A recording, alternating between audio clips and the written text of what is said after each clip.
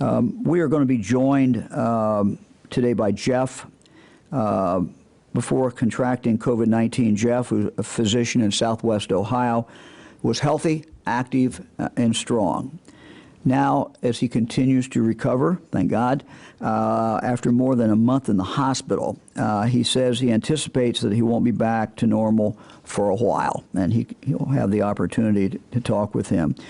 We've asked Jeff, and we've asked his wife, Tina, who is also a physician and also contracted COVID-19, to tell you their story. The story reminds us, all of us, about why taking safety precautions for ourselves and for others is so very, very important. So thank you both for joining us. Good to see both of you. We're very, very grateful. Jeff, I wonder if we could maybe start off with you, and you could talk a little bit maybe about your experience. Sure. Thank you, Governor DeWine, for having us both. Like you said, I was a pretty healthy person for 63. I ran in the woods with my dog. I exercised. We live on a 60-acre farm, so there's a lot of physical labor to be done. And March 20th, about, I started just to feel fatigued and maybe low-grade temperature, nothing much. That was a Friday, I believe.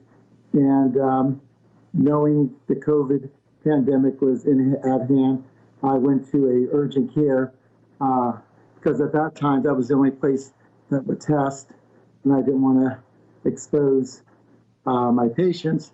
And I ultimately ended up testing positive, but my oxygenation was good. I did not really meet any of the criteria for admission. And then I think I was admitted on the March 27th, but that day, and I was laying down having fever, chills, fatigue. I did not have much of a cough. I never was short of breath, but I think I was not always lucid, and my wife at that point decided she was going to take me to the hospital, and that was the beginning of that. And I went to the hospital, Bethesda North, and pretty quickly the doctor told me that I was going to need to be intubated, and I went pretty much to the ICU. And for those 4 days, it's all a blur for me because I was under heavy sedation and intubated. And my wife probably at that point was a mess because when you're dropped off at the hospital, usually you go into the hospital with your sick loved one, but they says, go wait in the parking lot and we'll get back with you. So that is one of the big problems with COVID-19. Nobody that you love can really be in there and touch you and help you, and with both the emotional and the physical, disabilities that you're experiencing. So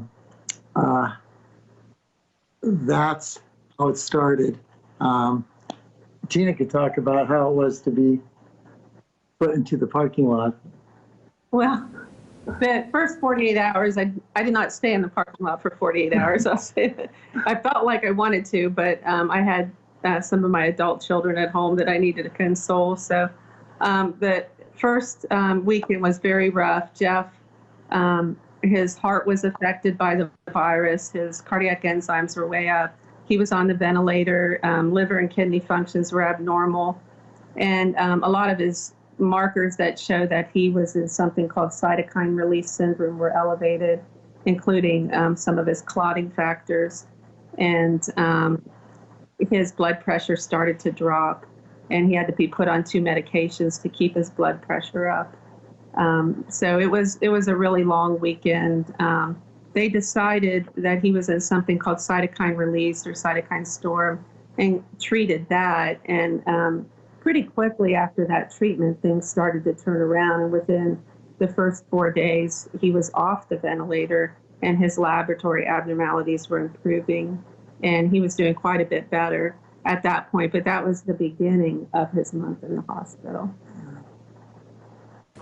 Wow. Yeah. Yeah. So when they take you off the ventilator, Governor DeWine, they put you on these external ventilators. So when people complain about the discomfort of wearing a mask, I hope they never experience these external ventilators. The one is like an astronaut helmet, but it's plastic, and the pressure changes in and out so that you could breathe. It's extremely loud. The steam builds up in your face. I'm not a terribly anxious person, but it created a lot of anxiety. The other one's called a BiPAP that sort of sticks on your face and again exchanges air. Neither of them are very comfortable. Both of them were life-saving, but they were very much anxiety-provoking, and it was tough at those points. And of course, I had no one there with me, so. How long were you on that second one? That was off and on because I relapsed and went into another cytokine storm several days after the first one. So I was on those for several days. He was on about 2 weeks, and then he had his third week in the hospital. Everything started to look kind of dark again. His blood pressure started dropping. His temp went back to 103, 102 for most of a week. They were considering that he might have a secondary infection, which is especially worrisome with COVID patients. But when the labs came back eventually, it looked like he had gone into at least the beginning of cytokine release again, required more treatment for that. All this time he'd been using the BiPAP mask or the BiPAP hood, and he really did have a lot of period of confusion in there, and just so difficult to be away from him and not be able to be there to help comfort him and console him when he was going through all this. But once the second worsening happened, then he spent another about 10 days in the hospital, just gradually improving, and still continues to make some progress here at home. Dr. Atkins here. I'm going to ask her if she has any questions. Oh, good afternoon. It's an honor, first of all, to meet you both. And I really, I'm so sorry you've had to go through this. I think one of the hardest things as a physician that I've been facing is we talk a lot about people dying from this. And people don't talk about the thing we talk about in medicine called morbidity, meaning how hard it is to have it and recover. And this started, your journey started March 20th. Here we are in May. I can tell that Jeff, you're still having trouble breathing and talking right now, right? Yeah. It's so much better, Dr. Atkins, than it was. The first time I stood up, I think they wanted to weigh me, which I went from 220 to 170 during that hospitalization. And I'm about 6'2". So most of that was muscle mass. So I'm thinner, a lot thinner. I always want to lose a little bit, but not this much. But the first time I stood up, I said, what in the world is going on? I felt like I was on an alien atmosphere with poisonous gases. I could not even breathe or take a few steps. I was literally gasping for air. And that's sort of the biggest thing now residually is my lungs and the pneumonia and the subsequent damage that it's done. But it's getting better on a weekly basis. It's a slow process. I still have some conversational dyspnea, but I feel better. I could walk, from one room to another. I have to raise my oxygen up, but it's better, and I'm thankful. and for that. As physicians, what would you like to tell people? Now, you've lived it as family, you've lived it as patient. We know people are out there, we're mixing more, but what advice would you have to us? And what more could we be doing? I'll ask that first, and Tina could follow through. But correct me if I'm wrong, there is really no FDA medication that's approved for this. That's We're right. still researching it, and promising drugs. But there are the lifestyle things that we can do. Good hand washing, social distancing, wearing a mask when you're out there. The mask isn't 100%, but we want to protect those who are most vulnerable.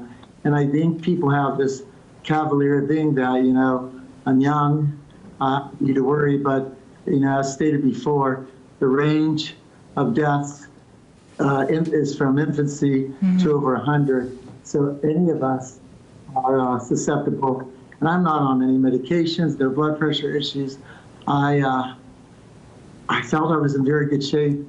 So it's, you know what, it terrifies me, but I understand we have to open up and get businesses opened and restaurants. It's a scary thing for me because I went through a traumatic event. But I would hope that people would do whatever is recommended to prevent furthering this pandemic. Thank you. Well, thank you, Jeff, Tina, both doctors. Doctor, thank you. We appreciate it and very, very much. Thank you. And you're very kind. You do, You're very kind to share this with us, and we wish you all the best. But we felt it was Appreciate important Thank you. for people to see and hear really from someone who'd experienced this, and I guess both of you experienced it, different way, but to hear directly from you, and so thank you. Can I say one more thing? Sure, absolutely. I had overwhelming support from my community and people I didn't know. And I want to thank them, family, friends, and strangers. I was getting 50 to 100 cards a day in the Wow. hospital that I could not go through because I didn't have the physical strength to open them up. But I would try to include it as part of my physical therapy here. And then just the prayers. So, you know, some good came out of this. It shows me how important family and friends are. And I great. just wanted to thank all those people. That's great. Thank you both very, very much. Thank you so We're much. very grateful. Thank you.